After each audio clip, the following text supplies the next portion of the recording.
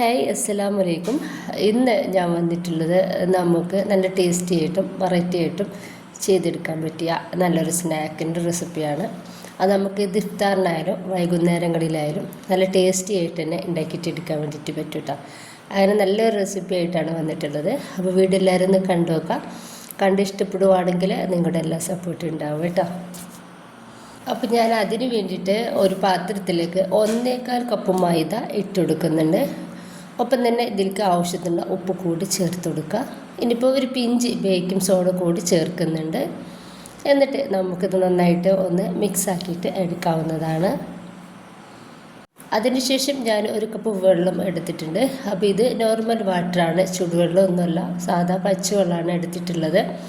അതിലേക്ക് കുറേശ്ശെ നമ്മൾ വെള്ളം ഒഴിച്ചു കൊടുത്തിട്ട് ഇതുപോലെ ടീസ്പൂൺ വെച്ചിട്ട് ആദ്യം ഒന്ന് മിക്സ് ആക്കി എടുക്കുക.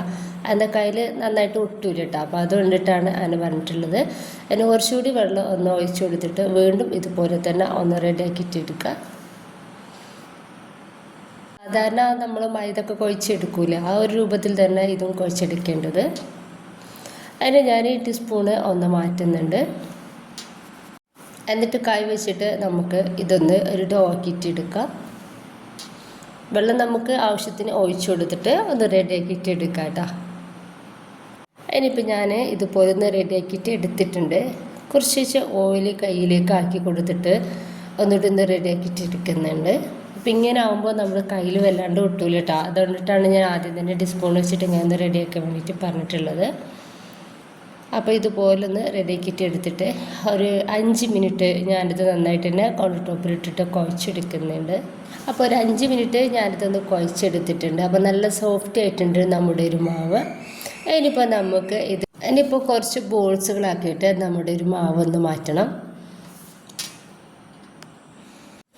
ഇനിയിപ്പോൾ ഈക്വലായിട്ടുള്ള ബോൾസുകളാക്കിയിട്ട് തന്നെ നമുക്കൊന്ന് കട്ടാക്കിയിട്ടെടുക്കാം. അപ്പോൾ ഇതാ ഇതുപോലെ ഒന്ന് റെഡിയാക്കിയിട്ട് എടുത്തിട്ടുണ്ട്. ഇനിയിപ്പോൾ ഈ ഒരു പാത്രത്തിൽ ഞാൻ കുറച്ച് ഓയിലൊന്ന് ഒഴിച്ചു കൊടുക്കുന്നുണ്ട്. എന്നിട്ട് ഇതുപോലെ ഒന്ന് ചുറ്റിച്ചു കൊടുക്കുക. കുറച്ച് ഓയിൽ ഒഴിച്ചു കൊടുത്താൽ മതി. ഇനിയിപ്പോൾ അതിൽ നിന്ന് ഒരു ബോൾസ് എടുത്തിട്ട് നമ്മളിതിൽ ഇതുപോലെ ഉള്ളിലേക്കൊന്ന് പ്രസ്സാക്കി കൊടുത്തിട്ട് കയ്യിൽ വെച്ചിട്ട് തന്നെ ഇതുപോലെ ഒന്ന് പരത്തിയെടുക്കുക. അപ്പോൾ ഈ ഒരു രീതിയിൽ നമുക്ക് എല്ലാതും ഒന്ന് റെഡിയാക്കിയിട്ടെടുക്കാം. എന്നിട്ട് ഇതിൻ്റെ മേലേക്കായിട്ടും കുറച്ച് ഓയിലൊന്ന് ഇതുപോലെ ഒന്ന് തൂവി കൊടുക്കുക. ബാക്കി കൂടി ഇതുപോലെ തന്നെ ഒന്ന് ചെയ്തെടുക്കുക കേട്ടോ. അപ്പോൾ അത് അല്ലാതെ ഒന്ന് റെഡിയാക്കിയതിൻ്റെ ശേഷം അതിൻ്റെ മേലേക്കായിട്ടും കുറച്ച് ഓയിലൊന്ന് ഇതുപോലെ ഒന്ന് ഒഴിച്ചു കൊടുക്കുന്നുണ്ട്. എന്നിട്ട് നമുക്ക് ഒരു ഫില്ലിങ് തയ്യാറാക്കാൻ വേണ്ടിയിട്ടുണ്ട്. അതുവരെ ഇതൊന്ന് റെസ്റ്റ് ചെയ്യട്ടെ. അപ്പോൾ അതിന് വേണ്ടിയിട്ട് ഞാനൊരു പാൻ അടുപ്പത്ത് വെച്ചിട്ട് അതൊന്ന് ചൂടായിട്ടുണ്ട്. അപ്പോൾ അതിലേക്ക് ചെറുതാക്കിയിട്ട് കട്ടാക്കി എടുത്തിട്ടുള്ള ചിക്കൻ്റെ പീസസാണ്, എല്ലില്ലാത്ത പീസാണ്. അപ്പോൾ അതിലേക്ക് ഉപ്പ്, മുളക് പൊടി, മഞ്ഞൾപ്പൊടി, അതുപോലെ തന്നെ കുറച്ച് വിനാഗിരി അല്ലെങ്കിൽ നാരങ്ങ നീരോ പിന്നെ കോൺഫ്ലവറും കൂടിയും ചേർത്തിട്ട് നന്നായിട്ട് ഒന്ന് മിക്സ് ആക്കിയിട്ട് ഒരു 5 മിനിറ്റ് വെച്ചിട്ടുള്ള ചിക്കനാണിത്. ഈ ഒരു ചിക്കനെ നമുക്കൊന്ന് ഫ്രൈ ആക്കിയിട്ട് എടുക്കാനുണ്ട്. അപ്പോൾ ഇതൊന്ന് മൂടി വെച്ചിട്ട് നമ്മൾ റെഡിയാക്കിയിട്ട് എടുക്കുകയാണെന്നുണ്ടെങ്കിൽ വേഗം തന്നെ ഒന്നായിട്ട് കിട്ടിക്കോളും. അപ്പോൾ കുഞ്ഞാക്കിയിട്ട് കട്ടാക്കി എടുത്തിട്ടുള്ള ചിക്കൻ്റെ പീസസ് ആയതുകൊണ്ടിട്ട് തന്നെ അത് വേഗം ഒന്ന് ഫ്രൈ ആയിട്ട് കിട്ടിക്കോളും.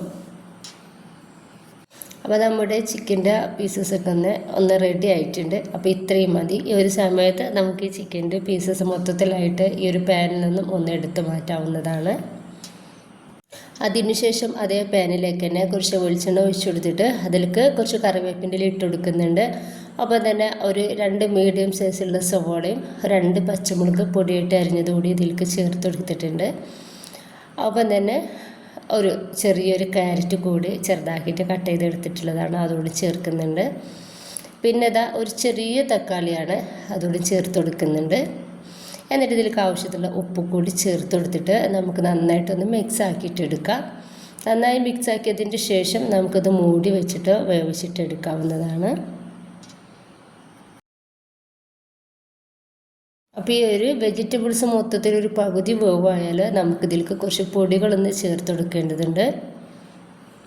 അപ്പോൾ ഞാനിപ്പോൾ ഇതിലേക്ക് കുറച്ച് മഞ്ഞൾപ്പൊടി, ഒരു 1/4 ടീസ്പൂൺ മഞ്ഞൾപ്പൊടി, 1/2 ടീസ്പൂൺ മുളക് പൊടി, ഒരു 1/4 ടീസ്പൂൺ ഗരം മസാല പൗഡറും കുറച്ചുകൂടി ഉപ്പ് കൂടി ചേർത്ത് എടുത്തിട്ടുണ്ട്. എന്നിട്ട് നന്നായിട്ടൊന്ന് മിക്സ് ആക്കിയിട്ട് എടുക്കുക. പൊടികളുടെ പച്ചമണമൊന്ന് മാറി കിട്ടിയാൽ കുറച്ച് മല്ലിയുടെ ഇല കുറച്ചധികം തന്നെ ഞാൻ എടുത്തിട്ടുണ്ട്, അതോടെ ഇതിൽക്കൊന്ന് ഇട്ട് കൊടുക്കുന്നുണ്ട്. എന്നിട്ട് നന്നായിട്ട് ഒന്ന് മിക്സ് ആക്കി കൊടുക്കുക. ലാസ്റ്റ് നമുക്ക് ഇതിൽക്ക് ഫ്രൈ ആക്കി വെച്ചിട്ടുള്ള ചിക്കൻ്റെ പീസസ് കൂടി ചേർത്തെടുത്തിട്ട് ഒന്നുകൂടി മിക്സ് ആക്കി കൊടുത്താൽ നമ്മുടെ ഫില്ലിങ് ഇവിടെ റെഡി ആയിട്ടുണ്ട്. അപ്പോൾ ഇതാ നമ്മുടെ ഈ ഒരു എന്താ പറയുക മൈദൊക്കെ നന്നായിട്ട് ഭയങ്കര സോഫ്റ്റ് ആയിട്ട് തന്നെ കിട്ടിയിട്ടുണ്ട്. ഇനിയിപ്പോൾ അതിൽ നിന്ന് ഒന്ന് എടുത്തിട്ട് നമുക്കിതാ കയ്യിൽ വെച്ചിട്ട് ഭയങ്കര സോഫ്റ്റാണ് കേട്ടോ, അത് നമ്മൾ സൂക്ഷിച്ചിട്ട് വേണം ഇതൊന്ന് എടുക്കാൻ വേണ്ടിയിട്ട്. അപ്പോൾ ഇത് ഫ്രൈ ആക്കുന്ന സമയത്ത് നമ്മുടെ ഒരു പപ്സിൻ്റെ ആ ഒരു രീതിയിലായിരിക്കും നമുക്കിത് കിട്ടുക. ഇനിയിപ്പോൾ ഇതിൻ്റെ നടുവിലൊക്കെ ആയിട്ട് നമുക്ക് ഫില്ലിങ് വെച്ചെടുക്കാവുന്നതാണ്.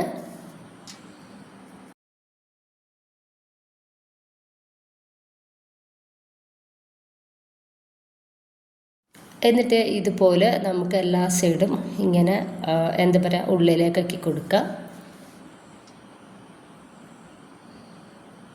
ഇപ്പോൾ വീഡിയോയിൽ മുഴുവനായിട്ട് കാണുന്നില്ല കേട്ടോ, കാണുന്നുണ്ടാവുമെന്ന് വിചാരിച്ചിട്ടുണ്ടായിരുന്നു. അപ്പോൾ ഇപ്പോൾ എഡിറ്റ് ചെയ്യാൻ വേണ്ടി നോക്കിയ സമയത്താണ് ഇത്രയും കാണുന്നുള്ളതെന്ന് മനസ്സിലായത്. അപ്പോൾ അതാ ഇതുപോലെ എല്ലാതും ഒന്ന് റെഡിയാക്കിയിട്ട് എടുക്കാവുന്നതാണ്.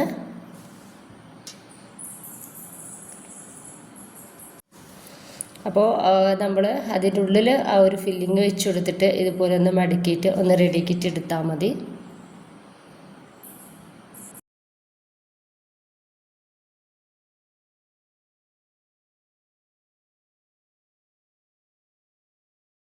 സ്നാക്സ് മുഴുവനായിട്ട് തന്നെ ഞാനിതുപോലെ റെഡിയാക്കിയിട്ട് എടുത്തിട്ടുണ്ട്. ഇത് നമ്മൾ ഷാലോ ഫ്രൈ ചെയ്തിട്ടാണ് എടുക്കുന്നത്, ഡീപ് ഫ്രൈ ചെയ്യുന്നില്ല. വളരെ കുറച്ച് എണ്ണയിലാണ് നമ്മളിതൊന്ന് ഫ്രൈ ആക്കിയിട്ട് എടുക്കുന്നത്. ഇപ്പോൾ ഇതുപോലെ ഒരു പാനിലേക്ക് കുറച്ച് വെളിച്ചെണ്ണ ഒന്ന് സ്പ്രെഡാക്കി കൊടുക്കുന്നുണ്ട്. എന്നിട്ട് അതിലേക്ക് നമുക്ക് നമ്മുടെ ഈ ഒരു സ്നാക്സ് ഒന്ന് ഇട്ടെടുക്കുക, ഓരോന്നായിട്ട് വെച്ചെടുക്കാവുന്നതാണ്. അടിഭാഗം ഒന്ന് ചെറുതായിട്ട് പോവായാൽ നമുക്കിതൊന്ന് മറിച്ചിട്ട് കൊടുക്കാവുന്നതാണ്.